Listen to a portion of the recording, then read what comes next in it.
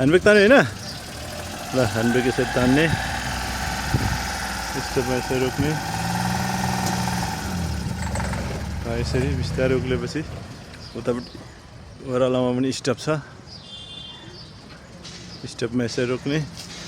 स्टेपपछि अब सुशान्त भाइ आउँछ यालमा अब यालको पालो होइन त अहिलेसम्म राम्रै भइरहेछ नि ल सुशान्त भाइको एकदम राम्रो भइरहेछ अब यालमा हाल्दै हो यालमा पनि दाहिने दाहिने च्यापेर जानुपर्छ त्यो टर्निङको येल्लो कलर नछोइकन जाने अगाडिको लास्ट पोलसम्म जानुपर्छ हो बिस्तारै ब्याक आउँछ बिस्तारै हेर्दै हेर्दै कलरलाई र हिलटेकलाई हेर्दै हेर्दै हेर्दै हेर्दै हेर्दै देब्रे देब्रे च्यापेर आउने हो देब्रे च्यापेर आएपछि त्यो टर्निङमा रोक्ने हो हेर्दै हेर्दै हेर्दै हेर्दै हेर्दै हेर्दै आएर यसरी लाएर अब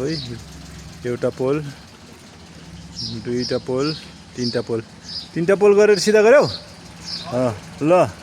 अब बिस्तारै जाने त्यो सबै पोल कट्ने है